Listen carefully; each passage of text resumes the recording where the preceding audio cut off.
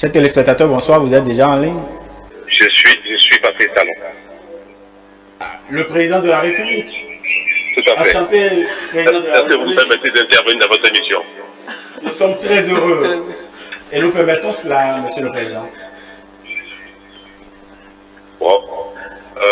Si vous permettez donc, Oui. je voudrais intervenir parce que j'ai suivi tout à l'heure les commentaires de monsieur Christian Bidoukou, qui a évoqué une préoccupation pertinente. Je voudrais vous donner un peu mon explication pour voir si le gouvernement j'ai eu raison de proposer la suppression du ministère de la Communication et échanger avec vous, me donne l'opportunité d'apprécier la pertinence de mes décisions. Très bien, monsieur le président, nous vous écoutons. Voilà. Vous avez donc estimé que c'est une erreur, la suppression du ministère de la Communication, et cela donne l'impression pour vous que les médias, la communication ne sont pas d'importance pour le gouvernement, et pourtant c'est un secteur hautement utile pour la nation, pour la communication globalement et pour le pays. Et je dois vous dire que ce n'est pas du tout le sens que revêt pour moi la suppression de ce ministère, du tout, bien au contraire. Vous savez, on fait des choses pendant des décennies et si on se rend compte que ce n'est pas la meilleure façon de fonctionner, il faut se corriger. Et c'est ça qui permet au monde d'avancer. C'est tout cela qui permettra au Bénin mieux construire son développement en tenant compte des erreurs qu'on a pu commettre sur des décennies. Ça nous appelons un peu, par excès de langage, ce ministère n'était de la communication. En fait, c'est un ministère des communications, il fallait dire.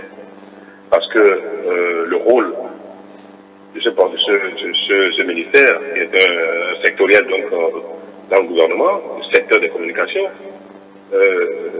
s'occupe des médias, c'est vrai, des règles qui régissent les médias, de la déontologie, de la promotion des médias, que ce soit des médias publics ou des médias privés, les moyens que l'État peut apporter aux uns aux autres pour leur développement, leur formation, leur promotion, mais s'occupe également de tout ce qui est technologie de communication.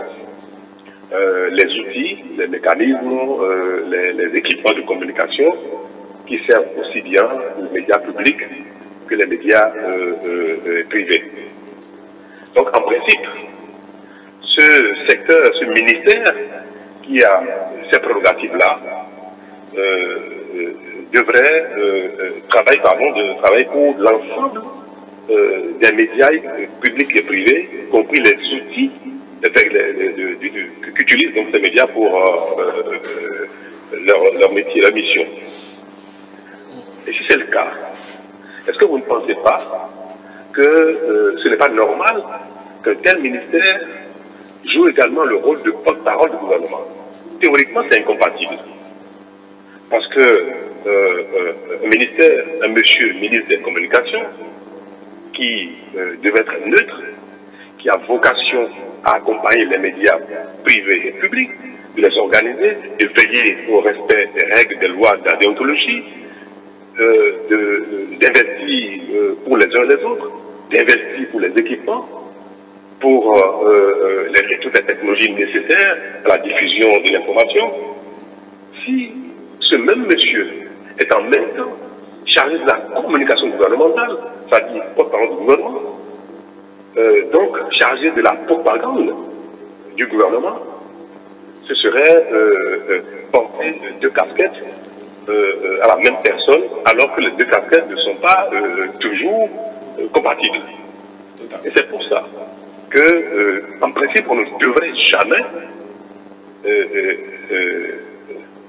donner à un ministre chargé des communications le rôle de porte-parole du gouvernement, le rôle de celui qui assure la propagande du gouvernement.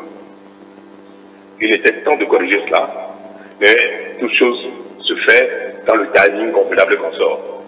Pendant ce deuxième mandat, où nous avons décidé d'aller encore plus loin, d'améliorer nos performances, d'améliorer nos pratiques, de corriger nos erreurs, de donner enfin à notre pays une allure de grande nation, de grand pays, comme les nations développées. Vous savez, moi, ma référence, ce n'est pas les pays qui sont sur la même échelle que nous, ce n'est pas les pays qui sont dans le même palier que nous, ce sont les pays qui sont devant, qui m'inspirent, les grands pays, les grandes nations. France, États-Unis, Chine, Japon et consorts. Vous pouvez comprendre, noter que dans ces pays, on ne fait plus ce genre d'erreur.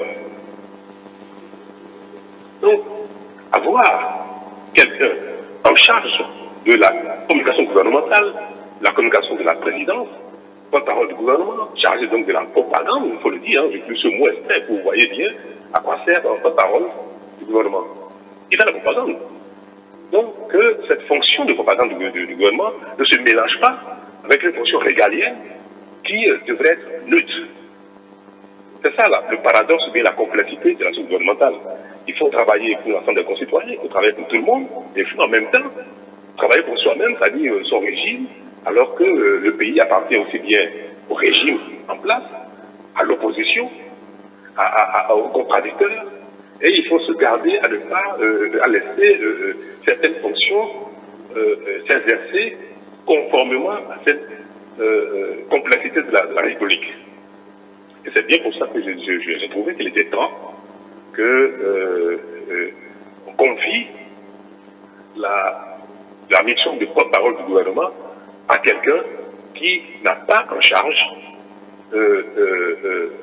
la fonction régalienne de charger des communications, charger des médias, charger des outils de communication. Mais on aurait pu garder donc ce ministère et lui enlever la mission de porte-parole du gouvernement. Donc avoir le ministère des communications et avoir le chargé de la communication gouvernementale ou bien le porte-parole du gouvernement à part. Et pourquoi on a donc donné la communication gouvernementale à quelqu'un et puis on a supprimé le ministère des communications? C'est pour une raison d'efficacité, de charge de travail. Je vais vous faire comprendre, ça vous le découvrez dans les jours à venir, que la Poste, qui a toujours été prise en compte des ministères en charge des communications, aujourd'hui, le rôle postal même de la Poste devient désuet. De plus en plus, ça va pas reculer, ça sera ainsi dans le temps. Toutes les postes aujourd'hui se développent l'activité bancaire. Donc nous avons décidé que la Poste du Bénin va, dans les jours, mois à venir, c'est déjà en cours d'ailleurs, nous faisons des travaux sans plat, la Poste du Bénin va davantage se consacrer à son activité bancaire. De sorte que nous ayons dans toutes nos communes des bureaux de poste qui comportent essentiellement, surtout, l'activité bancaire. Et cela manque. Nous avons beaucoup de communes qui sont des communes à potentiel économique énorme, qui sont des producteurs, et il n'y a aucune structure bancaire. Il est difficile de développer, d'amener les banques à se développer partout. Or, la Poste est un instrument dans les mains de l'État qui peut aller au plus près de nos populations, plus vite, plus efficacement que les grosses banques. Nous sommes en train donc de décider que la Poste passe sous le ministère des Finances pour qu'on lui donne cette prérogative, on l'appuie, on l'accompagne pour se développer, donc développer l'activité bancaire un peu partout. Donc, la Poste va quitter le portefeuille des communications. Il reste quoi? Il resterait donc un ministère en charge de communication des médias publics, médias privés, déontologie qu'on soit. Mais en termes de médias, est-ce qu'il est utile d'avoir un ministère purement en charge des médias? Si ce n'est seulement pour respecter les règles, la déontologie et qu'on soit. La HAC s'occupe de cette mission déjà dans notre pays. Donc si c'est pour les appuis à apporter aux journalistes, c'est un fonds. Ce fonds peut être géré directement par le ministère des Finances, peut-être même géré par la HAC, et nous mettons ces fonds en ressources que nous dotons ces fonds-là. Donc la HAC peut faire ce job qui, entre-temps, est exécuté par le ministère de la Communication en charge de la promotion des médias de toutes sortes. Et c'est bien pour ça que nous disons, la HAC qui existe au Bénin de son rêve peut s'occuper de programmer, de faire la promotion de la formation des journalistes. de la surveillance des métiers, du journalisme des médias, de l'information, et même répartit, si c'est possible, les ressources qu'il faut aux médias, sans que, d'ailleurs, de manière plus neutre, sans que ce soit donc directement le ministère qui fasse ce job-là, qui n'est pas grand-chose. Maintenant, ce qui concerne les outils, les équipements de communication. Et ça, nous avons un ministre qui est en charge du numérique et de la digitalisation, qui est le ministère techniquement compétent pour gérer tout ce qui est outils de communication.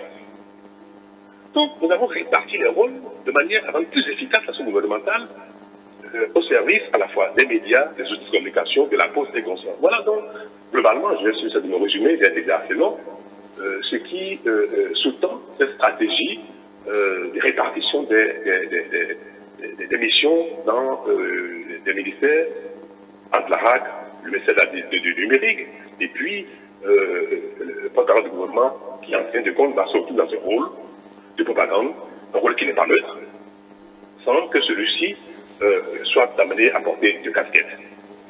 Ce n'est pas que le ministre Aurora ne méritait pas du tout, au contraire, il a été extraordinaire, brillant, consort, chaque stratégie dans son temps, et aujourd'hui, il est appelé à d'autres fonctions.